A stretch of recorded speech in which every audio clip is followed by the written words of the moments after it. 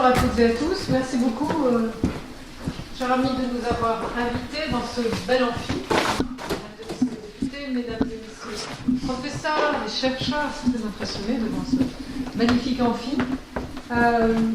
Le ministre va arriver, mais je vais démarrer parce qu'après nous devons partir ensemble à un grand comité interministériel de la santé.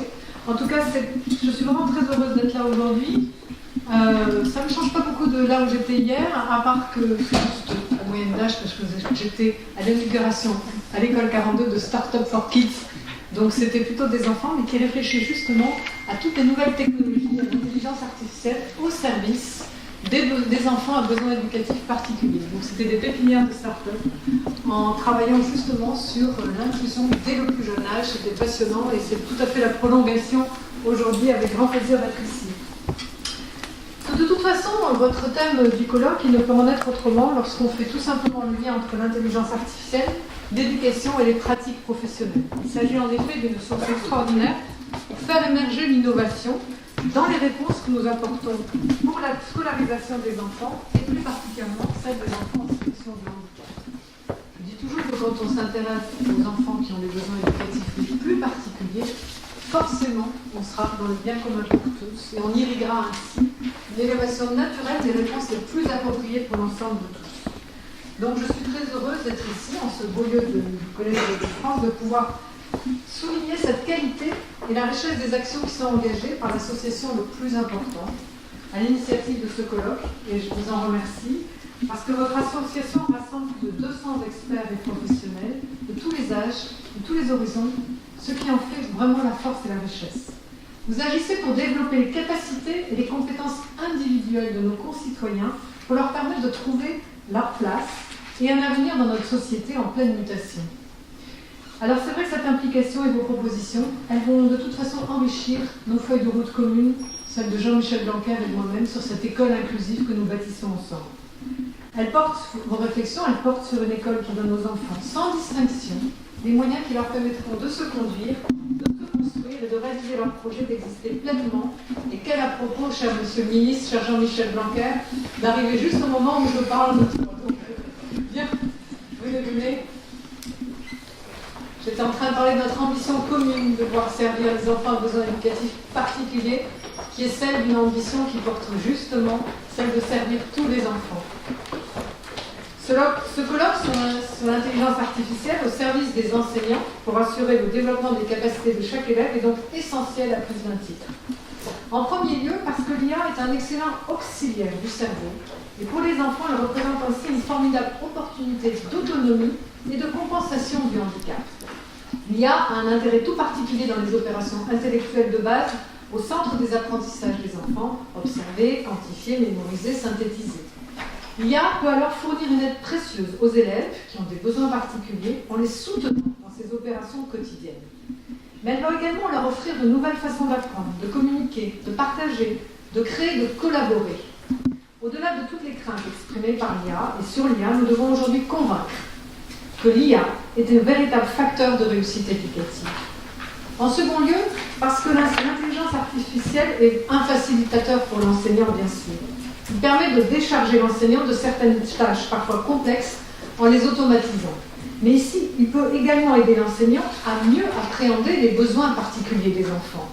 Au service de la pédagogie, l'interaction instantanée, la personnalisation, le partage du contenu permet de démultiplier les potentialités d'une pédagogie innovante au service de chacun et au service de tous. Les technologies numériques revêtent donc un rôle crucial dans l'apport de ressources éducatives adaptées et accessibles aux élèves en situation de handicap pour progresser encore davantage dans la prise en compte individualisée de leurs besoins. Et par là même dans l'éducation de l'école inclusive que nous portons conjointement avec le ministre. Si ces enjeux sont pris en compte dès leur conception, et là je voudrais m'arrêter un instant, il nous faut absolument travailler sur l'accessibilité de façon native dans tous les domaines de l'intelligence artificielle au service de cette accessibilité universelle. C'est la conception vraiment de l'universal design que nos amis scandinaves, anglo-saxons, canadiens ont pensé depuis bien longtemps. Nous avons un enjeu majeur de formation des outilleurs, des webmasters, vraiment pour concevoir cette intelligence de façon nativement accessible pour tous. C'est comme ça qu'on fera cette société accessible, c'est comme ça que l'on fera son pari de l'accès de tous pour tous. Donc nous avons vraiment un enjeu très très important sociétal. Pour illustration, citons les ressources qui sont conçues pour répondre plus spécifiquement aux besoins des élèves avec des troubles du spectre de l'autisme ou des troubles cognitifs spécifiques, tous les 10, des troubles des apprentissages, à travers notamment le dispositif EduUp du ministère de l'Éducation nationale. En proposant systématiquement des modalités d'accès et d'usage alternatifs, les adaptations ainsi proposées profitent alors à tous les élèves, sans distinction. Donc le rôle des enseignants demeure bien évidemment central. À l'école, il y a pour moi qu'un partenaire pour les aider à accomplir leur mission. Préparer les futurs enseignants à l'arrivée de l'IA dans l'éducation, c'est aussi rendre notre école plus accessible à l'ensemble des élèves, comme je vous le disais précédemment. C'est surtout pouvoir répondre beaucoup plus facilement aux besoins de chaque élève, créer des nouveaux modes d'apprentissage collectifs et contribuer bien sûr à améliorer la qualité des apprentissages tout en facilitant la tâche des enseignants. Pour cela, il nous appartient à tous de mettre un cadre éthique et scientifique, mais le ministre en parlera beaucoup mieux que moi, pour le développement de l'IA dans les approches pédagogiques et bien en identifier les usages. Enfin, ouvrir notre système scolaire à l'IA, c'est aussi éduquer et préparer bien sûr nos enfants à développer leur esprit critique face à son usage.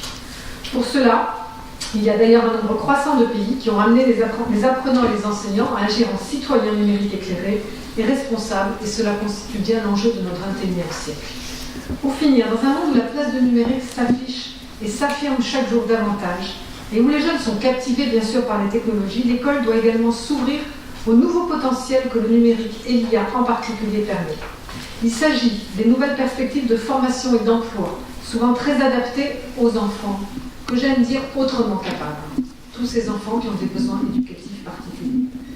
Notre feuille de route croisée avec le ministre et moi-même et aussi la ministre de l'Enseignement supérieur, bien sûr, notre ambition, c'est que cette école inclusive soit tout simplement le fer de lance de la transformation de notre société inclusive, c'est-à-dire celle conçue universellement pour permettre l'accès de tous à tout.